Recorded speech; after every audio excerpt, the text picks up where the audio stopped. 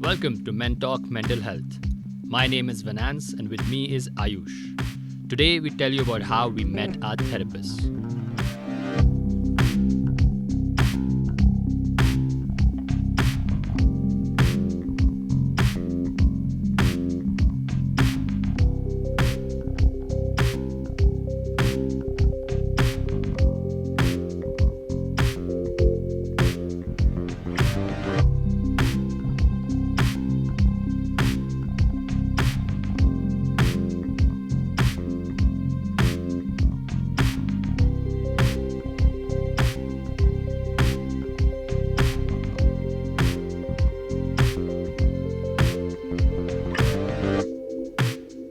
When I started looking for therapists, I really needed one, and it was quite an urgent need at that time.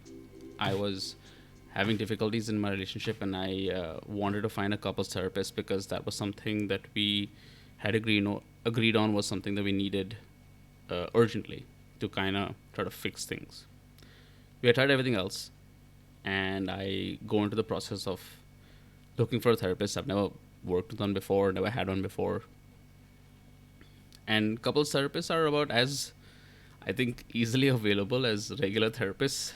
I'm sure you can imagine lots of couples need therapy, especially in America, where it's very common to go ahead and have couples therapy, and it's actually really helpful. But anyway, so we go ahead and we start looking, and I'm tasked with trying to get this done.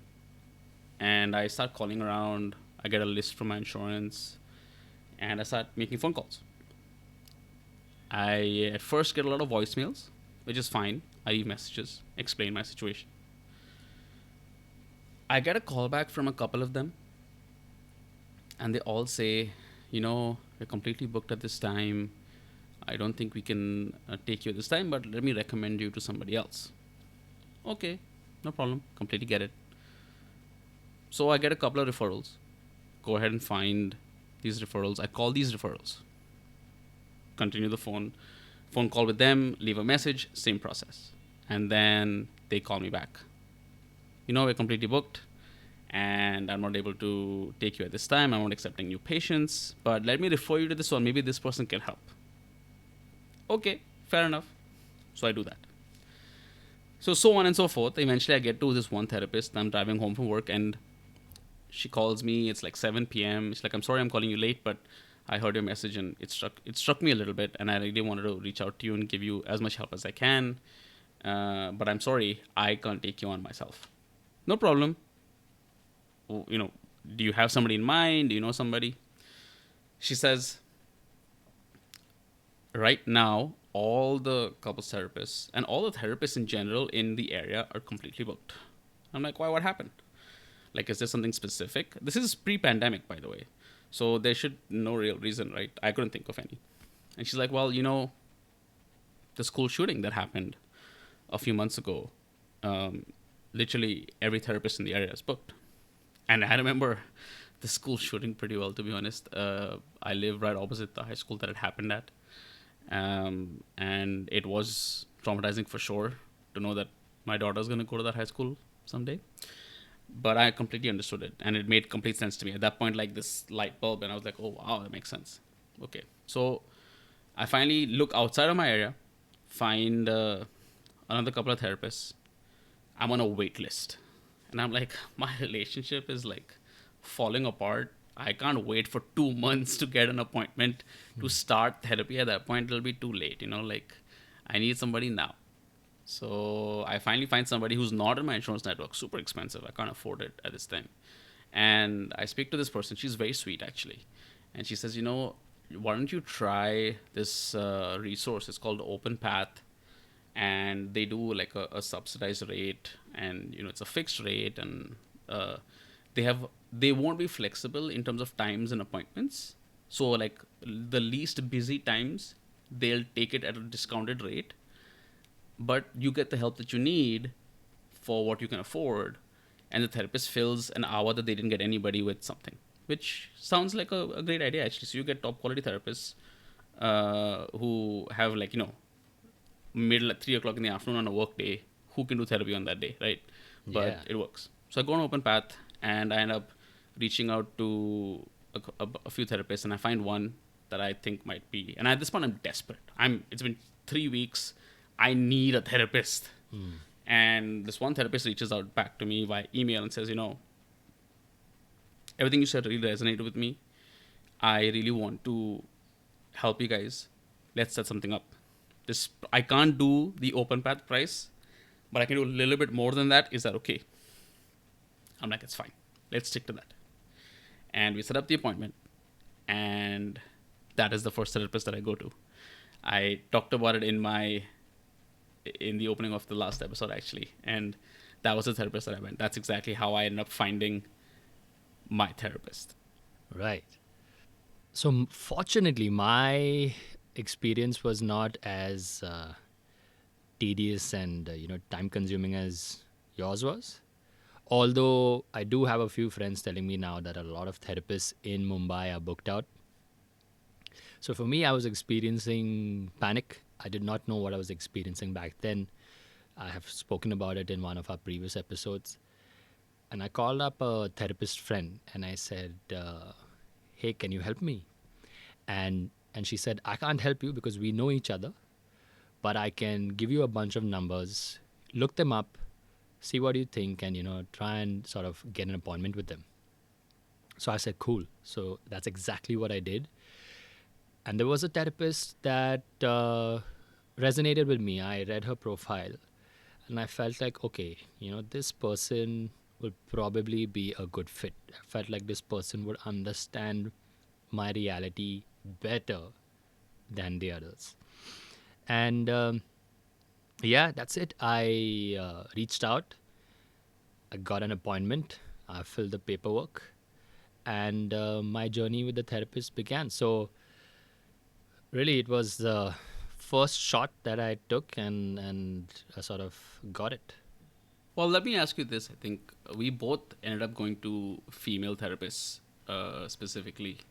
And I ended up going with somebody who, at the end of it, I didn't really do a lot of research on. I looked up a little bit, but I was so desperate that I needed a therapist. And I settled with her. And, the couples therapy didn't last very long, but I ended up picking her to stay as my therapist. And she remains my therapist till today. But why did you did research? Why did you decide? Like, did you already know you wanted a female therapist? Because I think it's something that's I think people have in the back of their heads, but it's not something they want to talk about openly.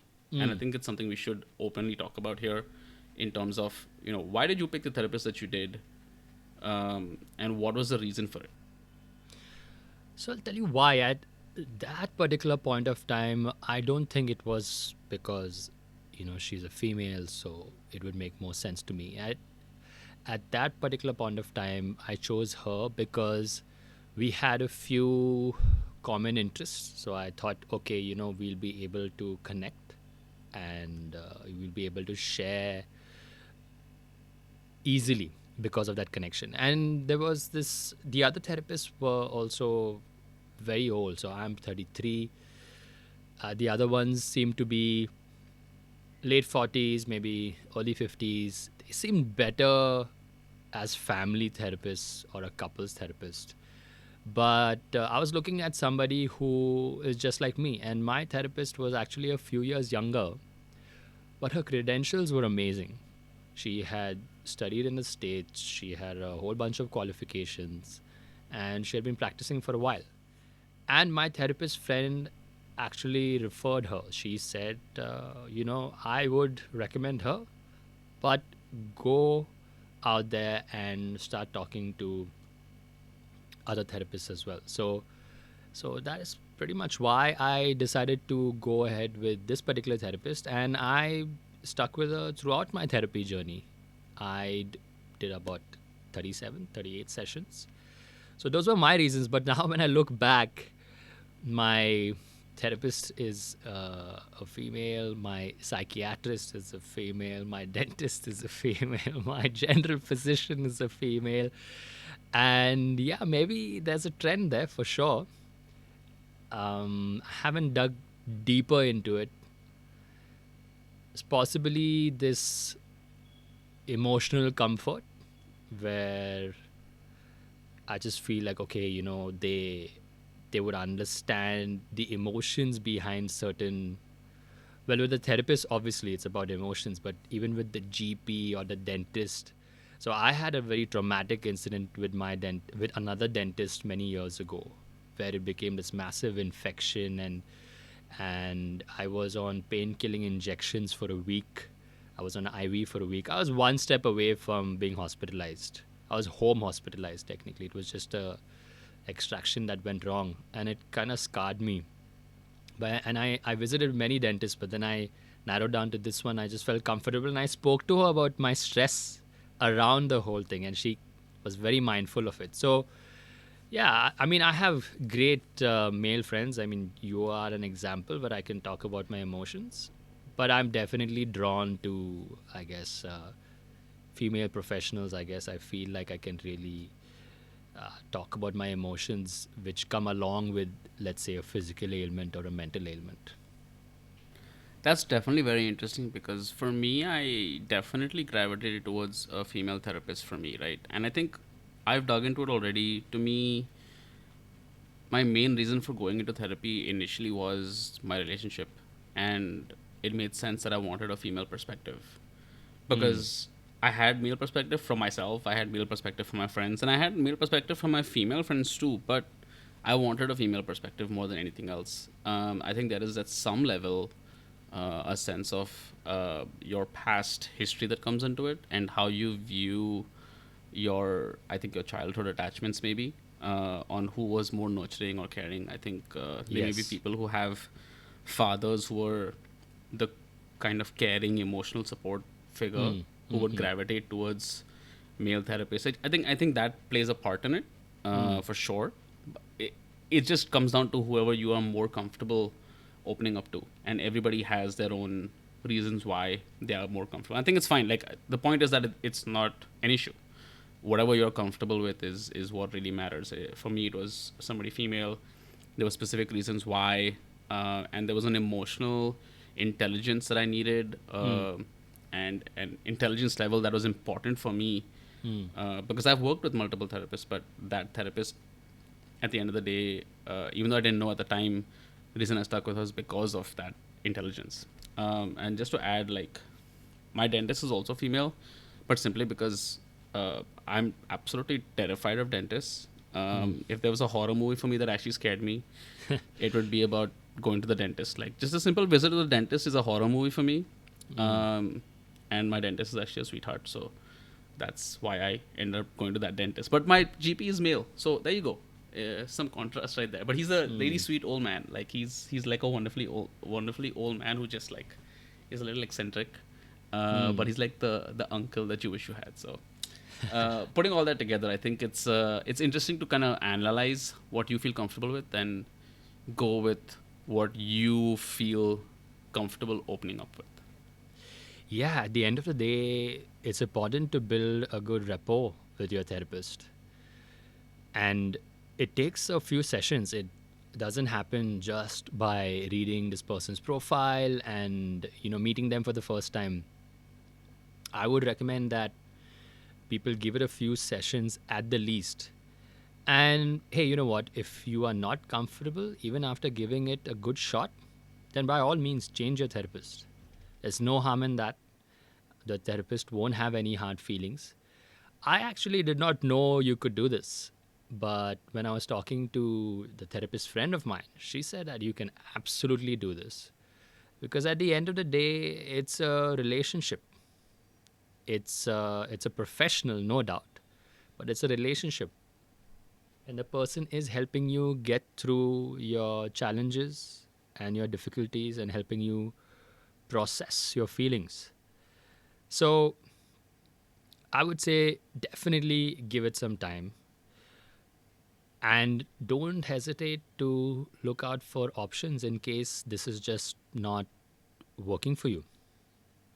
And be mindful that all your friends, at least the ones who've gone to a therapist, may not be comfortable sharing details of their therapist. I'm pretty comfortable. Several friends have asked me, especially after the podcast, and I have shared the number of my therapist, and I said, yeah, I absolutely recommend her. But I know people who are not comfortable sharing, maybe because of reasons for privacy. Although therapists are bound, I believe, by law, if not by law, then by at least professional etiquette. They're bound uh, by that etiquette to keep everything in private. But I totally get it why people would be uncomfortable sharing their therapist number or to pass on a referral. I completely get it. I mean, yeah, for sure, right? I mean, if your whole business is based on dealing with private feelings and emotions, you're going to not be very successful. You're going to lose your Yeah. job pretty fast if Yeah. you become the one who starts gossiping about your clients' feelings and emotions. So fair enough, yeah. In America, it's definitely law, so you can't mess around with that stuff. I think in India it is too, but something we have to research to be 100% sure. So something to Yeah. look up for sure. I've worked with, like I said, multiple different therapists in terms of couples therapy, male and female. I worked with somebody who had 35 years of experience, excellent credentials, been a therapist for s- so long, has wonderful reviews. First session we did, instantly I knew, not my therapist. Mm. I was like, all I heard was therapist mumbo jumbo. It felt fake. She was Mm. not getting the points that we were trying to make. It just felt wrong. She was just not on the wavelength that I needed or my partner needed. Mm. And we did a session, then work out. We're on to the next one. That's fine. It's completely fine to move on to the next one. And I think therapists understand that, and it's important that you understand that you have every right to find somebody who you are completely comfortable with. Because if Yes. you are not completely comfortable with that person, there's no point in doing therapy. You're wasting your time and you're wasting your money. You need to be able to be completely open and honest. And I talk about in the previous episode about how I was contemplating whether I should be honest or not. But Mm. I ended up being very honest with this person because I was able to build a super strong relationship with this person, and they fit everything that I needed. So even couples therapy wise, eventually we found somebody who worked, and it was about somebody who was completely different from my individual therapy. Somebody Mm. who was more who asked more questions, who brought more to force us to communicate what we were feeling, as opposed to somebody who sat back and talked less and let us do more talking. So it really depends on what your requirement is and how you are and your personality. But absolutely do not hesitate to find somebody that fits exactly what you need, and you are allowed to be picky, but don't use it as an excuse or a shield to not do therapy, because there is Absolutely. somebody out there Mm. who will fit. So that's what I would say. Yeah, I completely agree. I completely agree. And just going back to something that you spoke about a little bit about the cost, you know, there is definitely a perception that therapy is expensive. And well, yeah, I think it can be expensive. There are different options, I guess, if you are working with someone who is probably a little younger in terms of experience, maybe the cost is a little lower. I'm not sure. Like I said, I went with the first therapist I found. I was very comfortable from the get go. This person was also recommended, so I kind of made up my mind. And see, for me, I looked at it as an investment and not so much a cost. If you go back in time, I had lost my job because of the pandemic. I had been laid off, and because of the lack of income, I decided to let go of my rental apartment and I moved back into the apartment where I grew up in, which is my parents' home. And yes, I paid for food, groceries, utilities, but that's it. I did not spend on anything else. The only other thing that I spent on was therapy. And to me, it was an investment because if I did not do the work I did then with the therapist, I don't think I would have come through the way I did. That was the toughest phase of my life till date. And if it wasn't for the support and the questions that she brought up and the work that I did in response to those questions, I don't think I would be doing this podcast. I would have been in a very different state of mind. Absolutely. I think that you're spot on in talking about how it's an investment, because you're investing in yourself. You're investing in your own ability to be successful, to be a part of society, to be functioning as an adult and as a good human being. So it's definitely an investment, and I think it's no different than investing in yourself in the way you do by going to a regular doctor and getting checkups, or I mean, if you're diabetic, it's expensive. You need to take Yeah, shots sometimes for insulin. I mean, it's expensive. yeah. You see price gouging issues all across the states, and or if you need physical therapy for whatever reason because you have to rehab a frozen shoulder or whatever it may be, it's expensive. Physical therapists aren't cheap, especially not good ones. And do you really want the cheapest one? That's a good question, right? Do you want the lowest bid for your body, or do you want somebody who you trust? Yeah, that's a great So point. when you put all that together, there's no difference between mental health and physical health. It's all the same. And there is this idea that mental health is more expensive. To some level, it's not untrue. It definitely can be more expensive, but simply because there just aren't as many people right now looking out and going into mental health as they are physical health, right? Mm. But I think as more people start accepting mental health at the same level as physical health, there'll be more therapists, there'll be more psychiatrists, there'll be more people out there filling the void. It's supply and demand at the end of the day. Yeah, And I think that's something that will exist automatically as time progresses. But if you view it as an investment, if you view it the same way you view going to a doctor to get a diagnosis or to treat an ailment that you have that's recurring, then it's the same. And to be honest, I would have lost my job if it wasn't for therapy. Like, I was in such a horrible financial position at that time. I had been abandoned. I had just bought my home, which I was supposed to pay for with a dual income in terms of my wife and I. And my separation is happening, and all sorts of weird stuff is going on, and I can't afford therapy, but I have no choice but to do therapy. It affects my career, like it pushes back a potential promotion that actually comes later on and that I don't end up getting.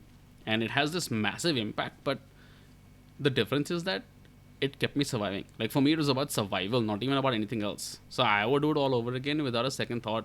I spent so much money on therapy, but also because I needed it. So I never considered for a second that this was something that I should cut out. Even though my financial situation was difficult, I would have watched less movies, and I love watching movies. I would have eaten less outside. I would have cut down on alcohol.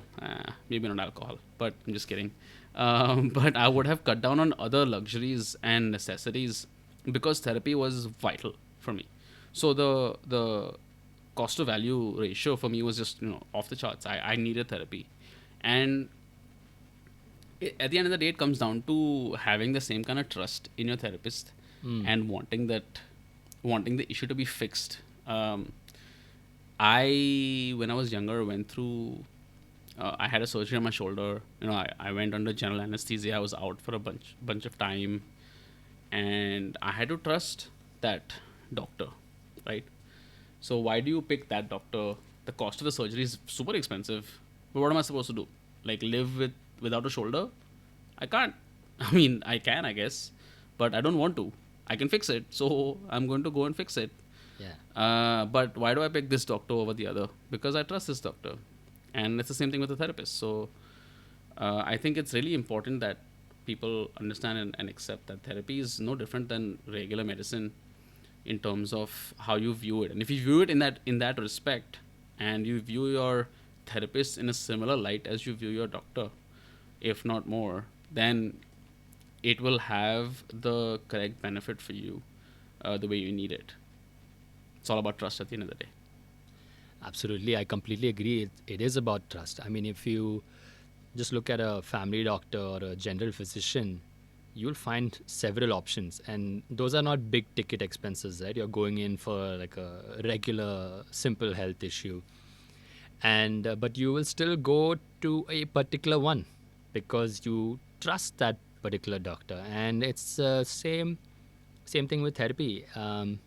Therapy is a relationship that helps you process difficult thoughts and feelings, and trust is an important part of that relationship. So if you can build that comfort and that trust and that rapport, definitely I think you found your therapist. You found a great therapist.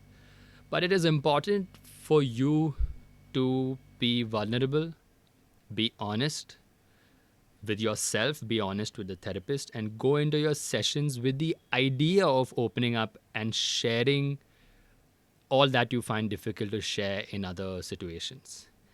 That's when therapy truly begins to help. But be mindful. I think one must not expect instant results.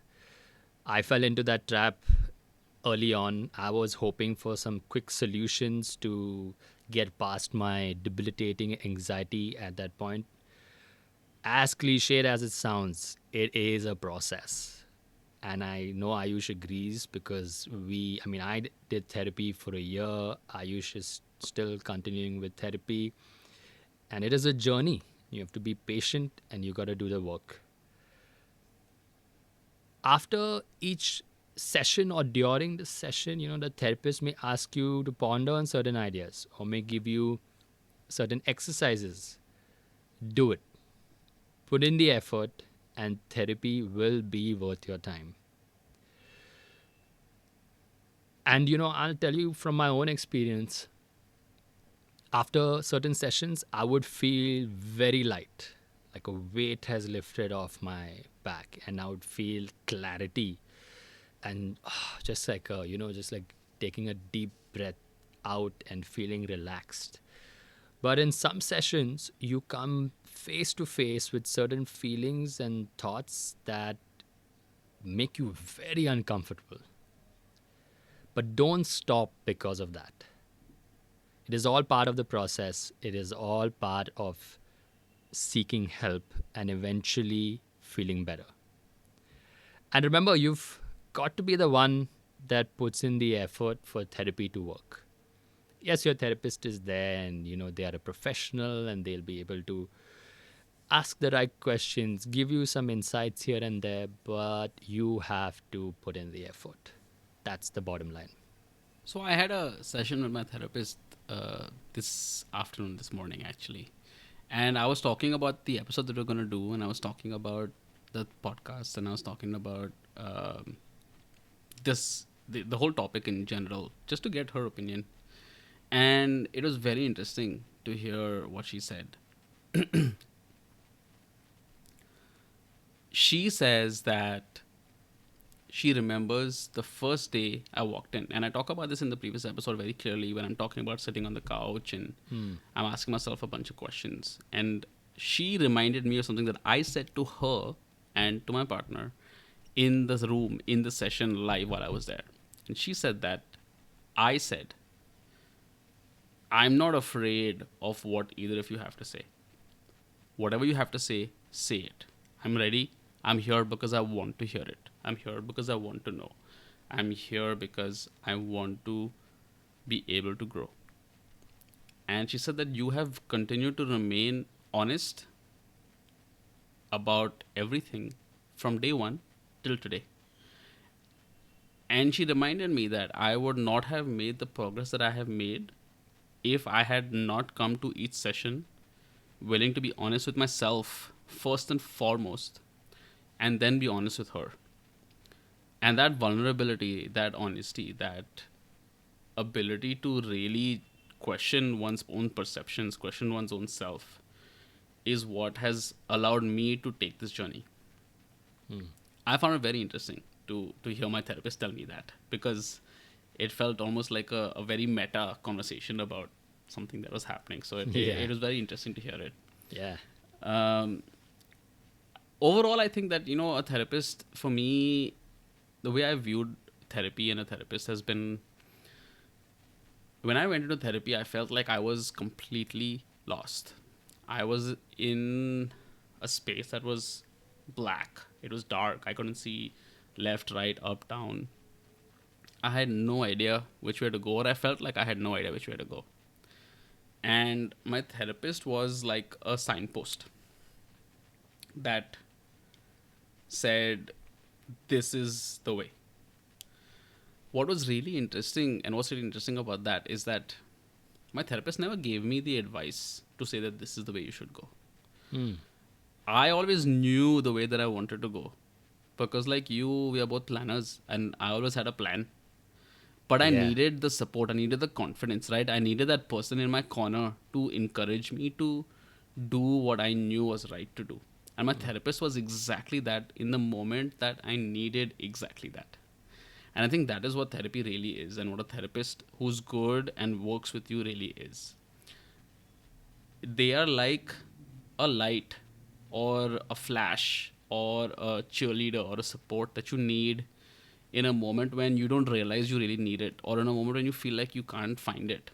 They help you find the strength within you, or they help you find the perspective within you Yeah. that you are unable to find in that moment. And you are the one who walks that path. You are the one who walks that journey. You are the one who makes the decision that this is actually the right way. The signpost doesn't mean anything. You have to still do all the working, all the walking. All of it is still you. Hmm. But the therapist is like the good angel on your shoulder, right? Who's constantly cheering you on, constantly supporting you, constantly being there for you, but also asking you the right questions so that you can support yourself and teaching you how to support yourself. So when you put that all together, I think the therapist really is somebody who can be the one person in your corner that you really, really need at all times. In my experience, I got so much perspective just by the questions that she asked me. That made a huge difference because I would say something and I would move on to the next point because I have this agenda, you know. But she would pick up on something and then we would go deeper into it and I'll be like, oh, okay, yeah, I didn't see that, but definitely worth digging deeper into it. And yeah, I think it's also important to know that the at least in my experience, the therapist is not a coach per se. You know, uh, definitely somebody who gives you perspective, who points you in a direction in the sense that points you to ask particular questions. Um, but it's definitely it's a unique relationship for sure. I don't think I don't think you can get that out of friends, you know, um, because there's this person who has educated themselves with what, like 6 7 years of of studies and has the experience and so on. So I completely agree with you. I think definitely they have been an asset to us in our times of difficulties, and I will go back if I want to. The thing is, I feel like now I am my own therapist in a way because I can hear her voice in certain situations. I'm going through something difficult or I'm feeling something which is uncomfortable, and then I have like her voice. Okay, yeah, but what about this feeling? And Yeah. and yeah, and so it's almost like, okay, so this is what she would ask me, and so maybe I should think about this a little bit, or maybe I should not ignore this, and maybe I should acknowledge this feeling and accept this feeling. And yeah, so I think that's what happens when you do therapy for a year. It becomes a voice in your head, It does. but a good voice nonetheless.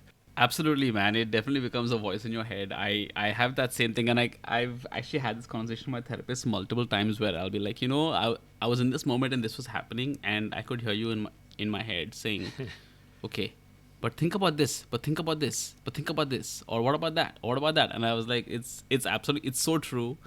They become a part of your psyche in some ways, in a really good way. So I completely agree with that. And It's so amazing, man, how therapy can have such a strong impact on you, and this one person can have such a strong impact on you. And it's funny because my best friends, you and a few others, have the same impact on me, because I hear your own voices in my head saying, Mm. what would I'll ask myself, like, what would Venance do, man, in this situation, or what would Venance say in this situation. And my therapist is kind of in that same kind of zone for me. Though, of course, the therapist works professionally at helping me deal with those kind of situations. So Mm. obviously, their voice ends up being more common. But overall, I think that therapy is definitely an amazing tool, and it's a wonderful support system. It's a wonderful cheerleader in your corner. But it is, it's not really everything in terms of the be all and end all, because your own work is what really matters. Mm. And I think this is a great way to kind of talk about what we're going to get into in the next episode, which is the success and failures that you'll find along the way. Because we've had incredible journeys, the two of us, and so have, I'm sure, all of you out there who are listening. And you have had victories, you've had failures. They're all owned by you, right? And if you don't think they're owned by you, you need to own it, because guess what? You're the one who's successful, or you're the one who's failed.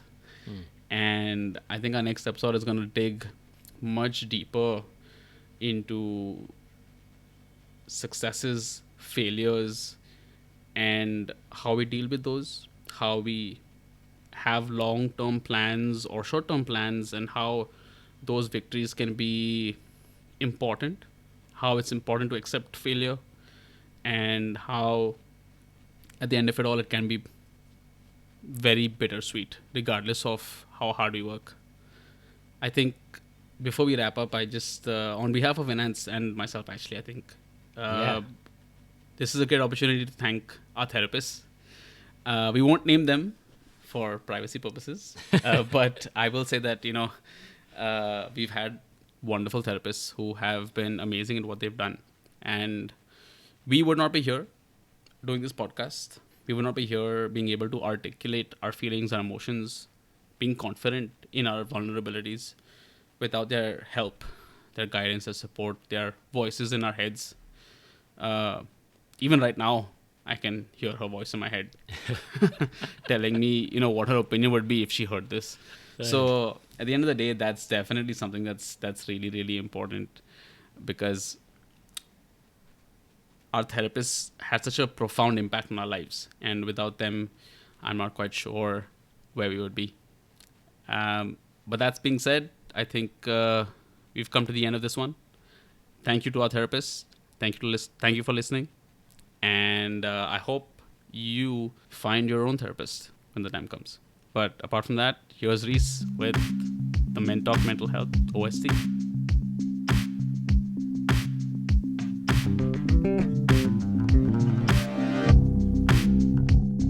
So you spoke about the shoulder surgery, and I remember you telling me a while back that you were in a cast and you had to then shift hands because you're a right-hander and you had to start doing everything with your left hand, right? Well, yeah, it's true. I did have to start doing everything with my left hand, literally everything. I think it's really weird, man. I remember trying to brush my teeth the first time with my left hand.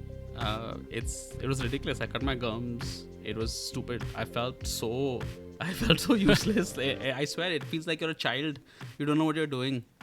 I mean, but I had to learn to do everything with my left hand. I was in a cast for not a cast, but like in a sling for like 4 months. So I literally had to use my left hand for everything, Right. and it's weird. That's all I'm going to let out in public. You know, I've been reading about these sort of things that you can do to sharpen your mind, to sharpen your brain. And one of the things is that you change your, like, suppose you're a right hander, you brush with your right hand, brush with your left hand. Try writing with your left hand, and or vice versa. Apparently, it makes your brain sharper. It's one of those. It's one of the tools to do that. Yeah, absolutely, it does. It made me a better basketball player at the time. Ah.